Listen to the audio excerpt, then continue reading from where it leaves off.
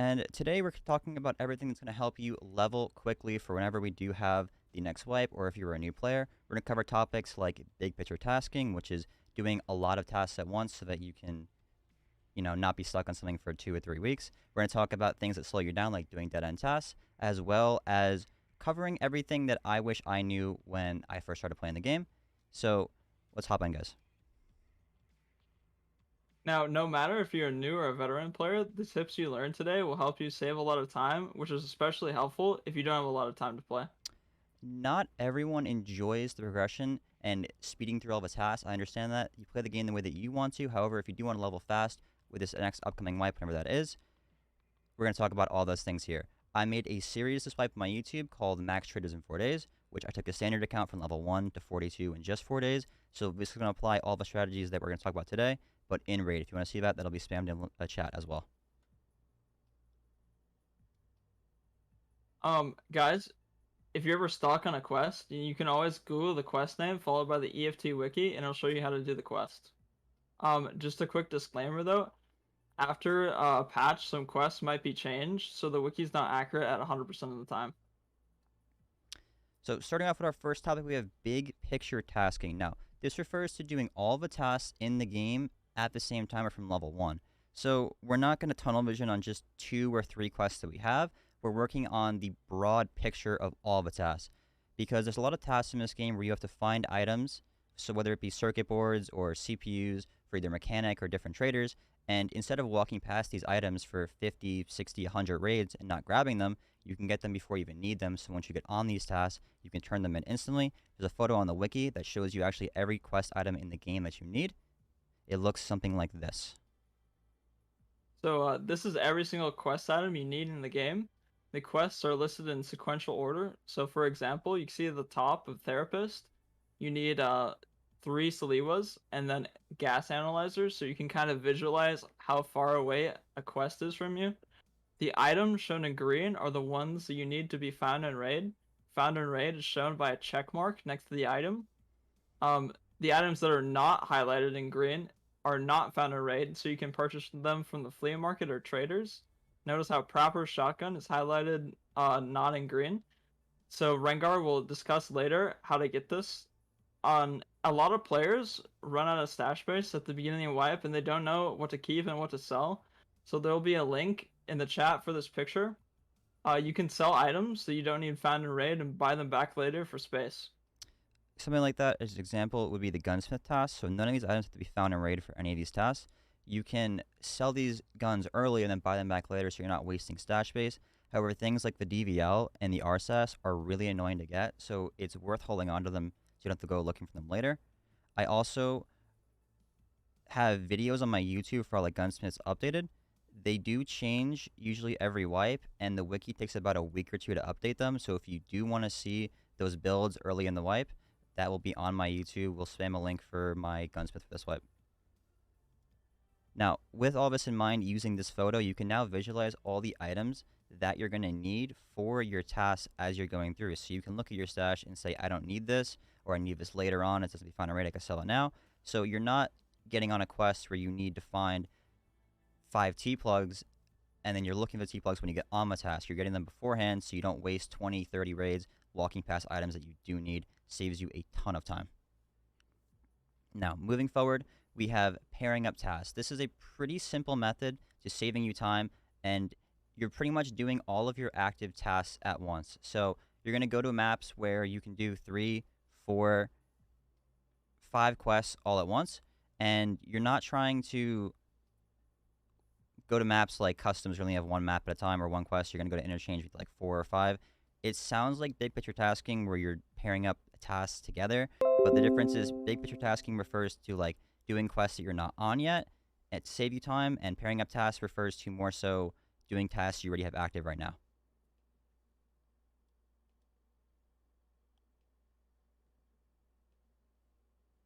With that in mind, we're going to also be talking about how when you are pairing up tasks, it is important to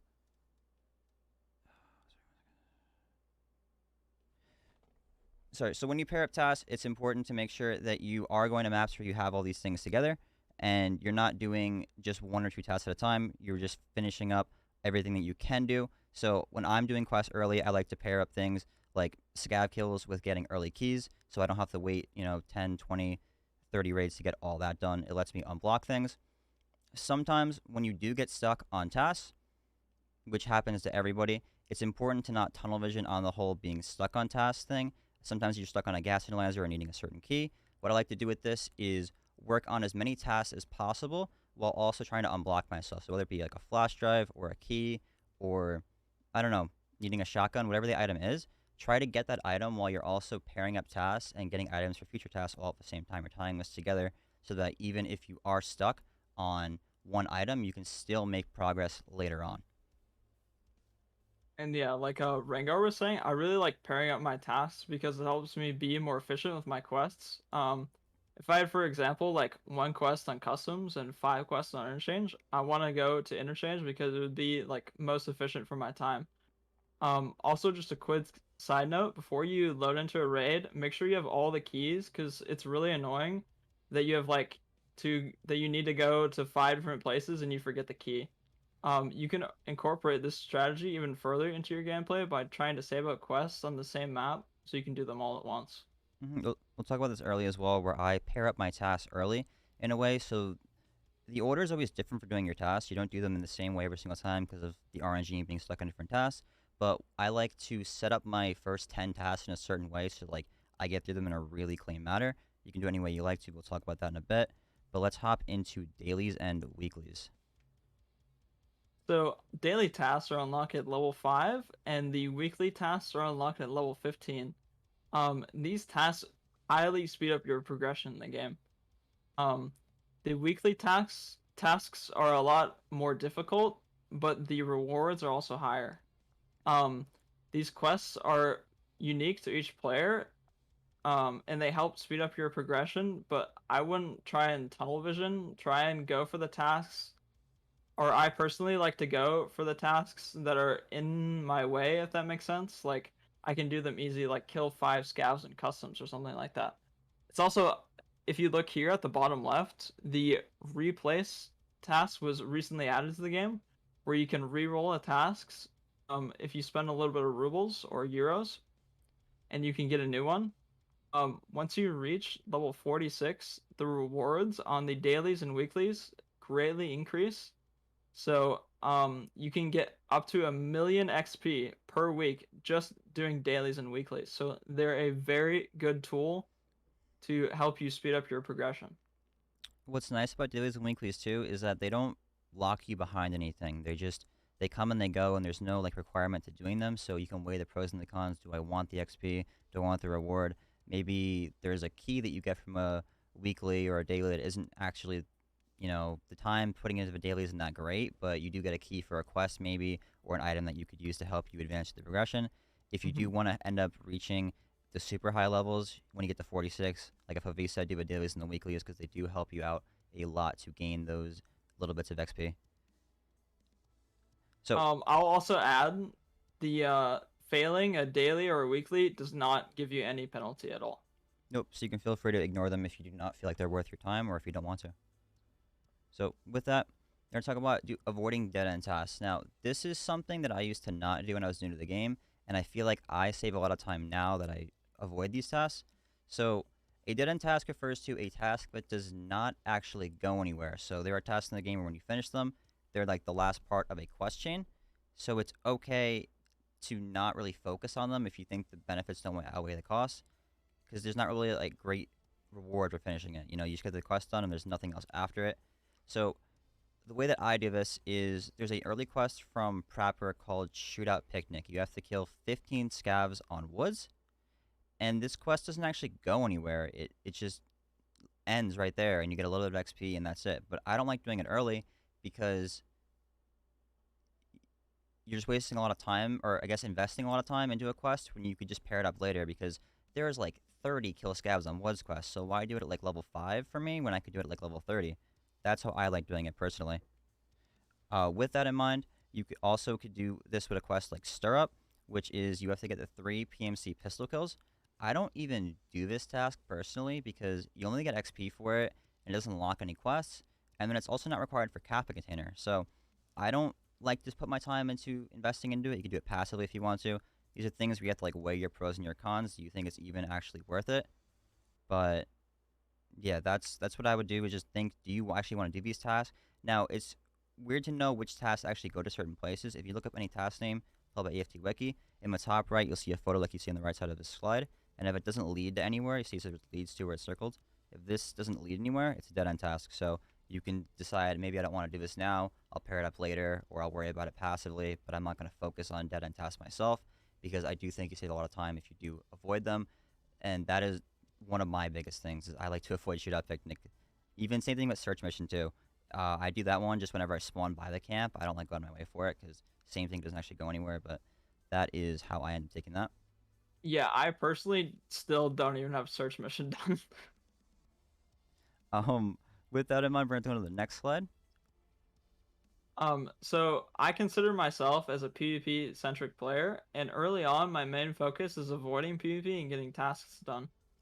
Because it really sucks whenever you have 3 to 4 quest items on you that you really need, and you die because you risk your progression for some like mid-tier player gear that you can buy in 5 levels anyways. It still is possible to focus on PvP and progression at the same time, but I personally think that it's most important that you ensure that you can take fights you absolutely know that you 100% have to win or that you're kind of trapped into. You always have the rest of the wipe once your tasks are done to focus on PvP or making money. That's something a lot of people I think struggle with is they feel like they have to fight players to progress, or I don't know that they're being scared if they run away. Again, I'm a PvP player. I like fighting players. That's what I do. That's how I enjoy the game. But when I'm early on, I focus on having a goal in mind because when you have a goal in your head when you go into a raid, you can't like forget to do something. I go into a raid with the thing of I want to get this task done and this task done, and I don't really see a purpose if I have an item of stuck on for 10 raids to have this on me and then go fight a 3-man and then I win the fight and cool, I got a bunch of SKSs and MPXs. Like weigh your pros and your cons, but I'd rather get my tasks done, be able to buy the items that I want when I want them, as opposed to having to fight and like risk all my progression just for a little bit of extra like monetary gain or gear gain. You know, depends on the map too. Think about the fight, think about what you think is the best for you. So, talking about my early map strategy. Again, you can approach the beginning of a wipe any way that you want to, but I tend to choose the same path every single time. I think it's the way that works the best for me. I try to avoid customs as much as possible. Now, your early quests are on customs, and even one of your first quests called Debut is on customs. We have to kill the 5 scavs and get the 2 shotguns. But the reason I avoid it is because everyone else goes customs. It's going to be a lot of 5-mans and 3-mans and 2-mans and solos. The maps are going to be packed on customs, and everyone's going to the same 3 or 4 like loot spawns to try and get their quest items. So I take advantage of that, knowing that I can go away from that map to get other stuff done, because even though you have to kill 5 scavs on customs for the proper quest, the thing that gates you is the 2 shotguns. So you actually can buy these shotguns from level 1 Jaeger, which we talked about when we saw the photo. You don't need to find a raid. I can buy the shotguns to do that task, and then once I have the shotguns, now all I have to do is kill 5 scavs. So I'm pretty much blocked on shotguns until I get them. So I actually go to woods to unlock Jaeger for my first raid. Now, if you didn't know this, you need level 2 to unlock the introduction task from Mechanic to unlock Jaeger. But if you examine every single item on all the traders before you go into your first raid, you get level 2. So you can examine all the items, get level 2, and then if you restart your game, the quest will be there. And then your first raid, you can unlock Jaeger. Now, while I do this, I'm thinking about how I want to pair up tasks and I want to get items ahead of time. So I'm always looking for any item that I need, whether it be like a gas can or a Saliwa. So after I get the letter from the camp by the airplane, I go to the big Emercom medical camp and I'm looking for like morphines or even Saliwas, things for my tasks coming up, as well as things that can help me in the future. So maybe some painkillers that I can use later on to help me get through the maps a lot easier. Now, after you do all this, I spend my time on reserve. The reason for this is, again, because I like to avoid customs as much as possible. So when you start off any wipe, they give you a bunch of like Triton or Commando rigs, and the way that I use these is I use these only for reserve. I don't wear them anywhere else, and the reason being is reserve is one of those maps that's kind of hard to extract. You either go D2 or you go out the Red Rebel extract, or you go out through the Hermetic Bunker. And the Hermetic Bunker is kind of hard to get to, going across the map with low skills. You're not going to have the Red Rebel early on, and then you're just left with D2 or the no backpack extract. So what I do is I like to wear the Triton rig or any big rig that I can as my storage for while I'm on reserve. So while I'm there, I'm looking for my Saliwas, my Morphines, and my gas analyzers. So I do that in the King/Queen building, the White Bishop building, which is the Med building, as well as Black Bishop, which is the drop down/Skull building. So while I'm there, I'm trying to get as many items for my future quests as possible. So I'm working on the Saliwas, the Morphines, the gas hands. There's tons of crates, med spawns, things I could sell for money to help me have a better start. But avoiding customs allows me to get a lot of quest items done and collected while also not losing my gear, and I'm building up wealth. So if I have like a bad start or overall just a bad run, I have money to fall back on. I don't die 3 times in a row, and then I'm just super low on cash and have to worry about like scavving and making money, and it's stressful. I'm just building up like a nice security blanket while also getting these items. And yes, I'm not getting my quests done right away, but the whole idea about big picture tasking is that if I get the items ahead of time, then when I get on those tasks, I just shoot forward, because when I, turn in like 5, 10 tasks without even going back into a one raid, it feels really good and I progress really fast. So with this in mind, while I'm also looking for these items, there is a task from Skier at level 5 called Supplier. You have to get a Found and Raid Taz and a Found and Raid 3M body armor. So while I'm running around, I'm looking for scavs constantly, because killing scavs is a lot of XP, especially early on, and I'm also going to get those items. So I'm going to get my Jaeger letter, and then I'm going to go ahead and look for my Morphines, Saliwas, gas hands. I'm looking for my Taz and my 3M, all at the same time pretty much, and then whenever I want to go to customs, I can buy those shotguns and turn them in. So while I'm looking for this Taz and this 3M, eventually I will end up turning them in, and when I turn them in, you unlock the next task from Skier called the Extortionist. And that one requires you to go to customs to get a folder. And now I can do my 5 kills on customs while also getting my folder. So now we're pairing up tasks, right? I'm preemptively setting up my quests in a way to where I can do 2 quests at once. We're saving like the most amount of time that I possibly can. This is what works for me. If you want to do it differently, that's totally fine. I also have a video on this route on my YouTube. If you want to check that out, it's how I get all my early quest items, like my Slivas, Morphines, gas hands. That'll be linked in chat as well. And yeah. So again, restating what Rengawr is saying, this is the route that I personally use as well at the start of this wipe. Again, you can get your Saliwas, your Morphines, your gas hands, and while you're in drop down, in school, you can be using big picture tasking and looking for like PCBs, any wires. Again, just looking for any stuff you need with the image we linked earlier. And again, while Rengawr is looking for all these items, he's looking for the 3M body armor and the Taz, as well as he's looking for scavs to headshot, because if you headshot 5 scavs, it takes you to level 3. Yep, so making sure you take that extra 2 seconds to get the scav headshots is really important for the XP. It's an extra 100 XP per headshot, and then that also gets multiplied by the survive bonus. So that's a lot of big XP that you're getting there. If you aren't comfortable PMCing on reserve, that's okay. You don't have to go to reserve. You don't have to go to woods. You can go to customs if you want to. I used to go interchange. I don't do that anymore, but you can go there. You can go interchange. Maybe if you like lighthouse, you can go there. Whatever map you think that you can get quest items easy on. But the whole idea is, don't make the game harder for yourself if you don't have to. That's how I look at the game. If you can get around the fact that it's going to be a bunch of 5-mans going to customs, because customs is like one of the most balanced maps in the game when it comes to you do have to pass people to extract. There are a couple maps where certain spawns you can kind of get from your spawn to extract without having too much contention. So this is why I pick reserve, because I feel like I can get around the map pretty well. I know it pretty well. Play whatever is comfortable for you, but keep that in mind. You can apply these strategies elsewhere. And again, I have that 1 to 40 in 4 days guide that you can see me actually apply this throughout like the first couple episodes on reserve itself. And there are places you can go as well if you don't want to go to these buildings. There's tons of loot in this map. There's like duffel bags in the Martrim building, as well as there's duffel bags The over here. knights are really good as Mm-hmm. well. And again, Rengawr is also kind of avoiding the queue times, because I know the queue times are a little bit higher on wipe day.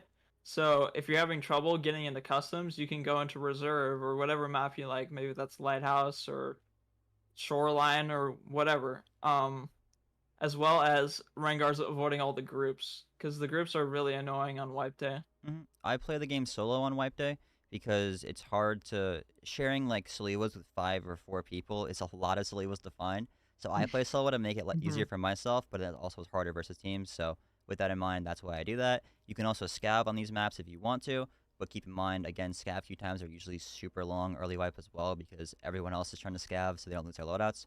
So take it however you want to, but just keep this in mind. Now, on this next slide, we're going to be speaking about scabbing. So scabbing's a really great tool to get money or even to help new players learn a map and get used to the game. I personally look at my scav and to see if they have items that I need, like the 3M armor or the Taz. So I'm connecting to a raid.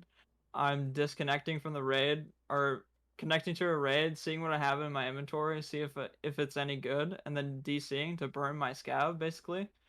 Um, Personally, scabbing as a veteran player will hurt my progression as I'll not be earning XP for the raid. Scabbing too much will also cause your PMC's strength and endurance skills to be underleveled, which are really vital to helping you get around the map faster. And that's not saying like you should never scav or scabbing is bad.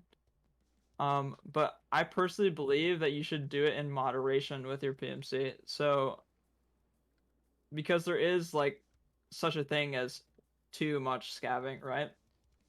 But that too much scavving only applies like if you're trying to level fast, right? That's what this whole thing is about. Is we want to Yeah, we're we're showing you how that's to level fast. It's totally. not about play the game the way that we tell you to play. You know, like play Yeah, however you don't want to. ever. Yeah, we're not saying like don't ever scab. Scabbing's bad. Scabbing is really good, Mhm. and it helps you get a lot further. I personally use my scab, like I said, for looking for the 3M armor and Taz. Yep. So if you want to scav to level up your scav karma or whatever you like doing, if you enjoy scavving, that's totally fine. But if you want to level faster, I would probably recommend cutting down your scav a little bit early on from like 1 to 15 because once you have flea market, the game is just so much easier. You can get a lot more Mhm. stuff done. You can sell your items. You make more money. You buy more things. You can get quest keys. So You get more space in your stash. Like it's yeah, just really good.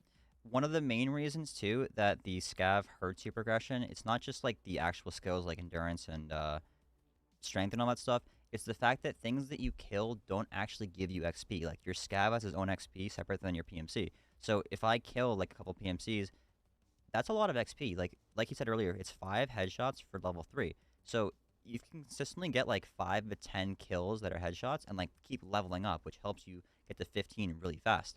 But if you're scabbing a lot, then that XP that you're getting from kills isn't applying to your PMC. So then you're not leveling as fast. Now, with this in mind and going through, there are a lot of keys that you need for your quests. And I mean a lot. This picture that we had really far back here shows you every single key you need for all the quests. Again, we linked this earlier, but there are a ton that you have to look out for. So you have to be searching things like jackets and filing cabinets early on, scab backpacks. You can use your scab to help you find keys or find items like we were talking about. But with this in mind, there are a lot of keys in the game that are really easy to find that you need early on, people don't even know about. So, for example, if you go on the wiki, you can find out where any of the items are. The link is there. But early quest keys be like the unknown key. The unknown key is used for the extortionist task from Skier. That's that task after the 3M body armor. So, whenever I go to customs, I can check in. There's a dead body in this bush. It's between the intel spawn, the crack house, and RUAF. This body, every single raid spawns the unknown key. So even if I spawn by here and I don't get to go and do my quest, I know that I can get this key, put it in my container, and then use the key whenever I need to do it for the quest. So I can go here whenever I need it, and it's fine. Same thing with something like the machinery key. People get stuck on this key all the time. It has a guaranteed spawn on dorms. If you go to 3-story dorms, room 205, inside the brown jacket, it is guaranteed to spawn every single raid. It only won't be there if someone loots it before you. So you don't have to be like, oh, I can't find this key. I'm checking filing cabinets and jackets, and it's just not there. It's always in this jacket. So whenever I go to customs after not going there for the first 5-ish levels, once I get level 5, I do end up going customs. I look out for these keys whenever I'm by them because I do know that they're common spawns or almost guaranteed spawns. So whenever I get the chance to get them early on, I go for that as well as looting filing cabinets and checking scav bags. With that too is the dorm room 114 key. Now, this key is not guaranteed to spawn, but it is a very, very, very high spawn chance. It spawns inside this blue jacket at the military checkpoint in the car. And while you're in here, I check this every time I walk by it because when I was doing my standard account playthrough, like I was talking about earlier, I was stuck on this key for like 50 plus raids at like level 12. It just would not spawn for me. It is a very high spawn chance, but sometimes you just get RNG and you can't find the items you need. So whenever you get the chance to run by places like this, always check because you don't want to be stuck on a task because you weren't checking early enough. You know, it can be really frustrating. I recommend whether you're scavving or PMCing, just checking these spawns ahead of time. It is so good. Next we're gonna be talking about dorm room 206, 303, and the director's office keys. These can all be bartered from therapist. The 206 key you need for Operation Aquarius Part 1, and you can barter it for 7 piles of meds from level 1 therapist. Dorm room 303, which you need for golden swag, you can barter for 7 T-plugs, 3 blue insulating tape, all from level 1 therapist. And you can get the Tarkon Director's Office key. There's actually 2 barters for this. You need this for Delivery from the Past. You need 2 green tea, 4 army crackers, and 2 cans of squash for the level 1 barter. And you need 4 golden neck chains for the level 2 barter. And while I'm questing, doing all the things before, again, I'm including big picture tasking. And I'm looking for all these barters as well. So just in case I don't find 206, 303, or the office key, I already have those items since I was big picture tasking before, and I can just turn them in and get the key. Yeah, so while we're doing this, right, we're looking for these items ahead of time, assuming we're not going to find the key, because you don't want to be looking for the piles of meds and the T-plugs or whenever beforehand or after you need them. So kind of it all ties together where from the beginning, right, we're looking for all of these items, right? So even in the beginning, we're looking for everything we need here. So when I get on this quest line where I need my power cords, it's done. I need my GPUs, it's done. All this is done while I'm also looking for things that I can barter for. And then when I'm walking past these key spawns, I'm checking them. Whenever I walk past things I can loot for keys, I'm checking those. I want to be making sure I'm checking all the spawns I can because a lot of people that are questing are probably walking by items that they need so many times. And like it does take a chance to get there. Sometimes it's like 15, 20 raids to get these things done. Pairing up a task, like we said, you want to do this, I'll do with your tasking. You're trying to get all this tied together and doing as many as possible. And while we are doing all of these things, even on maps like Reserve, if you go under this Black Bishop building in the shed, there are 3 food ration crates that you can be checking, which are going to help you with things like the cracker barter for the Tarkon Director's Office key, as well as using this to help you get the food for Jaeger. Jaeger's like first task is called like Acquaintance. You need some croutons, you need some delicious beef stew, and some lunch boxes, and you can find those here, any food zone that you know, as well as on Interchange, the small black weapons crates, the square ones. Every single crate on that map except for 2 is like guaranteed to spawn a lunchbox.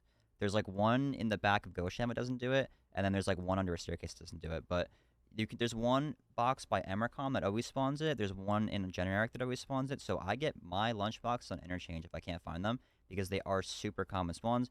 They're also guaranteed spawns on labs in the black weapons crates. So you're not going to go labs probably to get that quest done. And just keep in mind everything you need. Something that you need really early on is going to be the 60 round mags for Prapper's ice cream cones task. And I think it's level 2 bathroom, right? Yeah. So early on, you can be looking out for things to upgrade your hideout, and you can push for level 2 bathroom as soon as possible, and you can start crafting them. So you're not stuck on a task for 2 or 3 days searching for them. You can just craft them while you're doing other things. Because like I said, if you're stuck on a task, which happens to everyone, it's okay. You just want to make sure that you're looking out for things like that. Again, if you need to go to reserve for anything, you can also go down in D2 and hit the raiders and possibly get the 60 rounders there. But again, you don't. If you want to level fast, don't be tunnel visioning on one thing and going down there just for the raiders and nothing else. Mm-hmm. Um, and also it's really annoying. Uh, whenever we talk about like the big picture tasking, it's really annoying whenever you get on a quest and you need something and it never spawns. Like that happens to everyone. You know, once you need one item, it's just Tarkov and it just doesn't spawn. So that's why we're including this big picture tasking and always looking out for these items ahead of time. For sure. With that in mind, of course, if you're checking filing cabinets for keys, that is huge. You can get a lot of items in there you need for quests, as well as the filing cabinets for keys.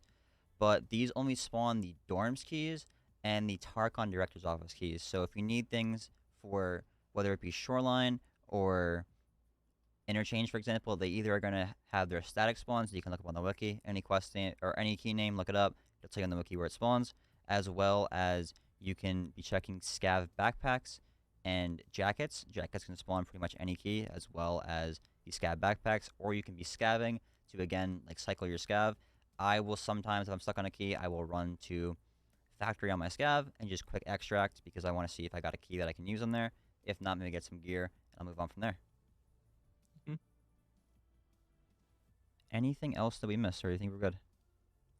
I think we're good. Oh, Again, I would like to restate.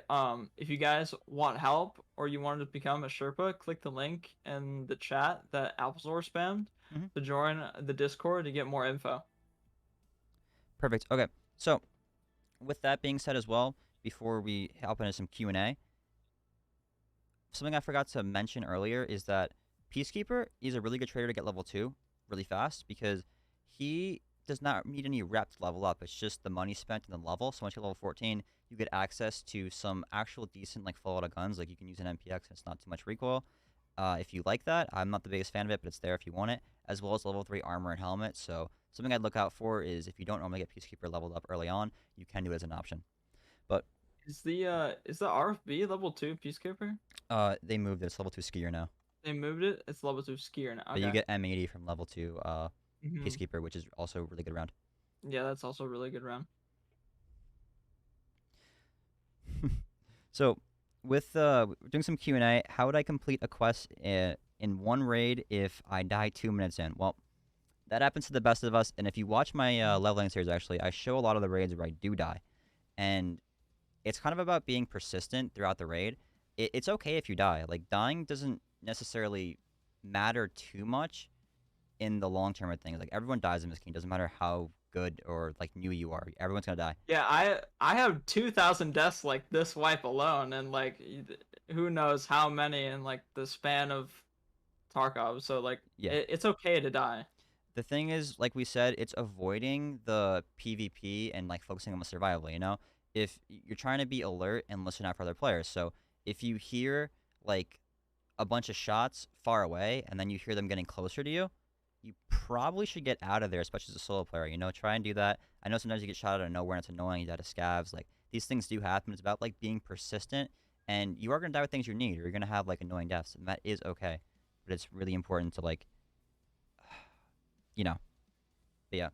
So someone wanted to know about will this strategy work as a group of friends or only if you're solo? So it'll work as a group of friends, but the thing is you have to split up your items, you know? Try to be on the same picture together and don't you don't want to like hog the tasks, I feel like.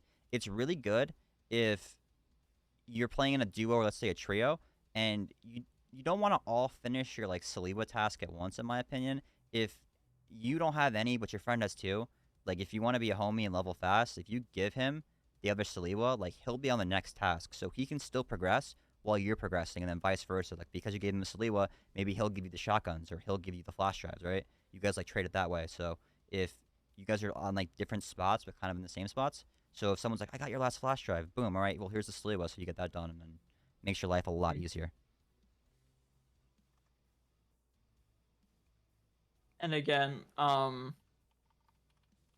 we're doing this so you aren't on a map for your or like maybe you're doing with your friend and you have nothing on this map to do and your friend has a lot to do because he's way ahead of you of the quests and he's been hogging on the items, if that makes sense. Hmm.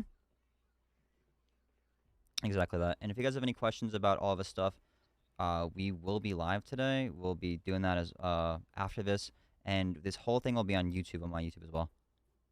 Hmm. Do you have any more questions?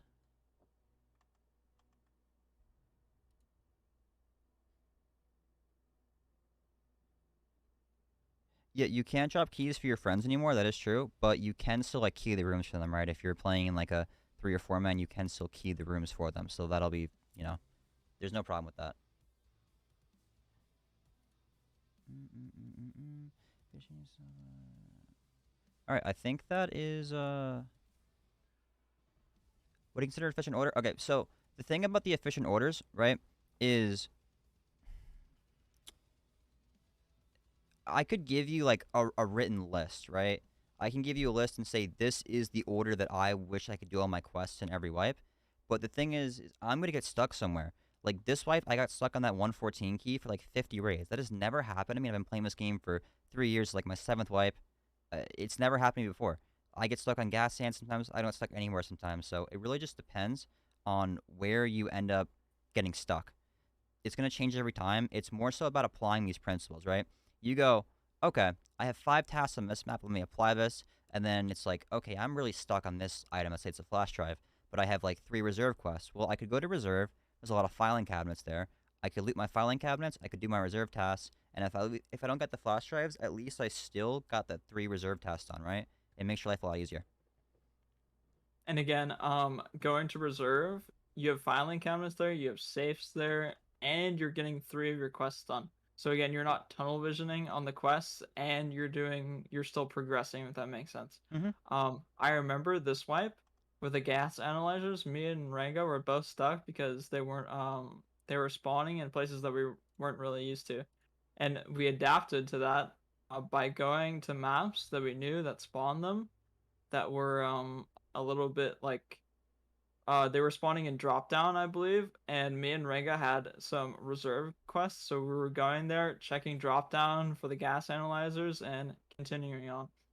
Yep. And then with that in mind as well, someone asked about Shooterborn in Heaven tips. The way that I approach that quest is I do whenever I unlock Shooterborn in Heaven, I like to just have a variable zoom sight on my gun as I am running around normally because sometimes you just get the chance to shoot someone that you weren't even looking for. You see the guy like sitting still, like I don't know, 100 meters out, and you take the shot. Like I got 5 of my Shooterborn Heaven kills before I actually even started doing the quest, and that was because I just was walking around with the scope on my thing all the way. I remember early wipe, Renga was doing Shooterborn in Heaven, and he killed a guy running along the wall just because he had a variable zoom scope on his gun. So Hmm. that's really helpful. Um, we had another question: tips for PvP quests if you suck at PvP.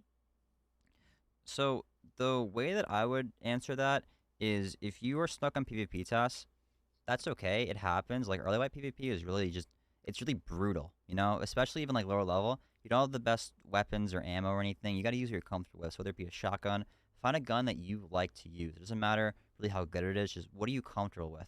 And whether that be like a Mosin, for me, it's a Mosin early on. Maybe it's a shotgun for you. Maybe it's a VPO, whatever you like. And take right hand peeks. If you guys don't know this, when you right hand peek, you only show about half your body, and when you left hand peek, you're not behind cover, and that has to do with like the realism aspect of when you're a righty, you shoulder the gun in your right shoulder, so your gun shoulder has to always show. So if you peek left shoulder first, the right one has to show as well to shoot, right? So like take right hand peeks, use guns you're comfortable with, and if you die, it's okay. You know, run it back, try and figure out the mistake it was. You could have a friend bait for you. You know, maybe your friend draws the fire and he just takes one for the team, and vice versa. You know. Actually, one of my favorite strategies I recommend to my viewers is with the newly added airdrops. A lot of players um go on the outside of the map and you might not see them. If you say, for example, you're on shoreline and say a airdrop comes down, so you can get to this airdrop first and camp it, and there will be a bunch of players who show up. Yep, that would work as well. Favorite budget weapon when rubles are low. For me personally, I use the Mosin a lot early wipe just because like people don't have really the best armor, and it's just comfortable for me. But really great options too are the RFB with M80 because M80 is actually a pretty decent round, especially for the price. It's like really cheap. It'll go through a lot of armor. You can like 2 tap in the thorax or 1 tap heads. It's really good. The only problem with the RFB is like no laser on the gun. You could use things like the UMP is really popular right now as well. You can do match FMJ with the UMP. A lot of people like that. I'm not the biggest UMP fan, but I'd recommend probably UMP or RFB. I think for like the bang for the buck, they are really great guns.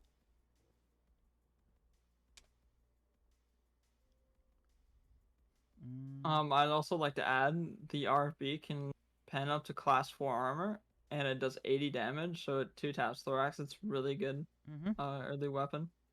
Yep, all those things. Why stream when YouTube can do the same? We're gonna be posting this on YouTube as well, my friend. And again, I have that series on my YouTube, the 1 to 42 in 4 days, and that walks through everything that we just talked about. Is literally what I do in the series. I break down all like the concepts in there as well. Like this is this concept, and this is why I'm doing that. So if you want to either watch this again when the game does end up wiping, whatever that is, or if you want to watch how it actually happens in raid, those are both there for you guys. Um, mm, mm, mm, Any other questions, boys? Any questions?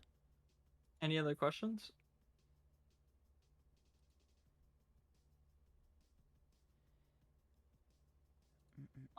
Tips on hunting bosses. Again, I would take right hand peeks against AI. So showing your right shoulder first, and you can slow lean the AI with Alt D and Alt A, and it kind of breaks their AI a little bit, and you're able to get some shots off before they see you. Yeah, you can do that. The biggest thing about fighting bosses is you want to, especially versus bosses like Reshala, where the guards want to push you. You want to make sure that you're not stuck in like a room when you're fighting them. You want to give yourself ways to like back out of places. So when I'm in dorms and fighting Reshala, I want to be able to like hop out a window or reposition like out a stairway so they don't like all push me and trap me. So have a place to be able to like shoot them, fall back, shoot them, fall back. So you're not like trapped because if you don't have the best guns early on, you're gonna have a hard time versus bosses, which happens. Um, when it comes to doing Punisher Part 4, which someone asked me in the chat, the way that I like to do those is it takes a lot of time to pair up Punisher Part 4 because 10 shoreline kills can take a long time. There are a lot of tasks from Peacekeeper. You have like Spa Tour 1 through 7 and then Wet Job 1 through 7. They take a long time to do. So I actually wear Scav Vest Balaclava while I do all those tasks because you'll actually run into a lot of players near the pier or whether it be at the cottage or just randomly while playing. So while I'm running around doing those tasks, I will pair that up as well. Just have it done passively. Someone asked, should you focus on your hideout early or more quests? Um, Personally, I kind of do both. Um, I'm looking for items that maybe I need in raid. So there's a great picture on the wiki as well. It shows you all the hideout items you need. So if you want to pick those up in raid and save them for later, that's really good. Um, but I'm kind of doing it in tandem with my quests and hideout. Yeah, so when I'm running around, I'm doing the same thing. I'm looking to level up my hideout as well as do my quests, but the quests are like my main priority because effectively when you get to like level 40 and like max traders, your money effectively doubles because your money is only as good as what it can buy, right? And when you get to those max traders, your armor, your ammo, and your guns are like half the price. So that means your money is worth double, right? So I want to get that done as fast as possible, and that's why I also focus on leveling up my bathroom to level 2 while I'm like playing because again I can craft things for future quests. Same thing with the bathroom. You can craft like the black rocks for quests. You can craft the 60-round mags, things that are going to help you. Even in the workbench, you can craft like circuit boards or you can craft wires for quests. Or like the nutrition station, you can also craft. I believe you need croutons for a quest. You can craft those there. You can use a lot Mm-hmm. in the hideout to further your progression. All right, last question we're gonna have is the how do you get over tasks or task slump? So that happens sometimes where you get stuck somewhere. I try to again go in with goals because I want to not get stuck because I'm not the biggest fan of doing quests. That's why I try to do them fast because the faster I do them, the less time that I have to spend doing them. I recommend just if you get burnt out on tasking, it's okay. Sometimes I get burnt out. Take a little break. Go run around PvP, make some money. Like do something that like helps you have fun, and then go back to it. Sometimes I get like stuck on a task for 10, 20 raids, and I don't want to do it anymore. So like I'll switch it up, even if it's not efficient. Just being able to get my brain wrapped around like avoiding something is not bad. Good way to deal with it. 100%. But in summary, this will all be on YouTube again. If you want to go ahead and look back at this, we have my leveling guide as well, which brings through all this as well. But again, big picture tasking, wrapping through, doing all the tasks at once. The photo is on the wiki, so you can see all these. It will be updated. For gunsmiths, check out my YouTube because I will have all of us updated for the next wipe on the first week of the wipe. I'll have probably all 16 up. With that as well, pairing up tasks, making sure that you're doing as many active tasks as possible while looking for any future items. Go ahead about this one, Buff. Again, doing dailies and weeklies, they really help you. Again, you can get once you reach level 46, you can get up to 1,000,000 XP per week in just dailies and weeklies if you do every single one. Mm-hmm. And then we have the avoiding dead end tasks, which is up to you, but I like to, if tasks don't lead anywhere, I like to do them passively and not really focus on them as my main priority because there's not much benefit to getting them done, at least in my opinion, but there is like pros and cons, so weigh your options. Again, early, me personally, I'm focused on avoiding PvP and getting my tasks done.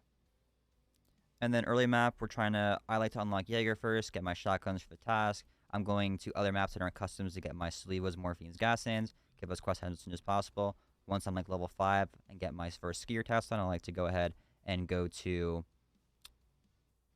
customs and then knock out the kill 5 scavs and knock out the quest for skier as well to get the folder. Again, using your scav, you can use it to burn it and try and get the 3M and Taz armor early. And again, scavenging is a fantastic tool to learn how to play the game or learn a map. And again, not to say that scavenging is bad, but if you want to level fast, use it in moderation with your PMC because again, you're missing out on the XP and the skill XP. Mm-hmm. And early quest keys can be found really easily through looking at the wiki and looking at the spawns for them. Again, we have the unknown key spawns on the dead body RUAF. We have the machinery key spawning in 3-story dorms room 205, as well as the 114 key spawning in this car at the military checkpoint. And there are tons of barters for these keys as well, like 206, 303, Turk-on office key. These barters could change on a wipe, but I would just check out the traders, see what they are. And I think that is it, boys. Thank you for watching. Again, this will all be on YouTube. The link for my channel will be in the chat. We're going to be live playing some games after this, but thank you guys for watching. Thank you guys.